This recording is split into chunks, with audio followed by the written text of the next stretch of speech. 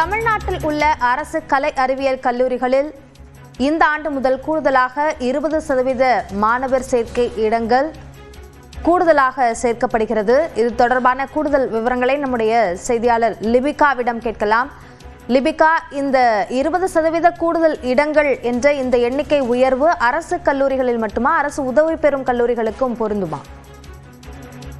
அபிநயா, அரசு கலை மற்றும் அறிவியல் கல்லூரிகளில் 2025-26 ஆண்டு கல்வியாண்டிற்காக இந்த மாணவர் சேர்க்கையில் தற்போது 20% கூடுதல் மாணவர் சேர்க்கை இடங்கள் தற்போது அறிவிக்கப்பட்டிருக்கின்றது. உயர்கல்வித்துறை அமைச்சர் கோவி செழியன் தற்போது அந்த அறிவிப்பை வெளியிட்டிருக்கின்றார்.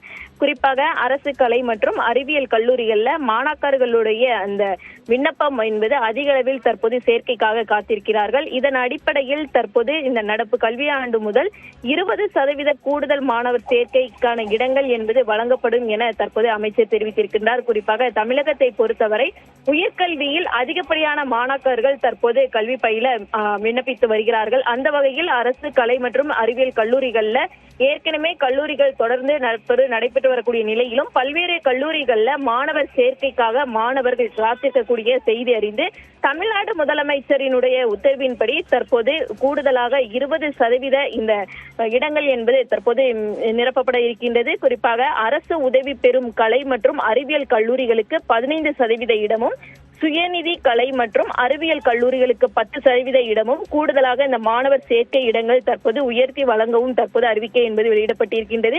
இதன் அடிப்படையில் தற்போது நடப்பாண்டு முதல் அரசு கலை மற்றும் அறிவியல் கல்லூரிகள்ல கூடுதலாக இந்த 20% இடங்கள் என்பது நிரப்பப்பட இருக்கின்றன. இதன் காரணமாக அதிகப்படியான மாணவர்கள் அரசு கலை கல்லூரிகள்ல படிப்பதற்கான வாய்ப்புகள் என்பது அதிகம் இருக்கின்றது. குறிப்பாக ஏழை எளிய கிராமப்புற மாணாக்கர்கள் உயர்கல்வியில் சிறந்து விளங்க அறிவுறுத்தப்பட்டு வரக்கூடிய நிலையில் அனைத்து நலத்திட்ட உதவிகளையும் பெற்று மாணவர்கள் தொடர்ந்து கல்வி பயில ஏதுவாக தற்போது இந்த கூடுதல் இடங்கள் என்பது தற்போது அறிவிக்கப்பட்டிருக்கின்றது. அபிநயா,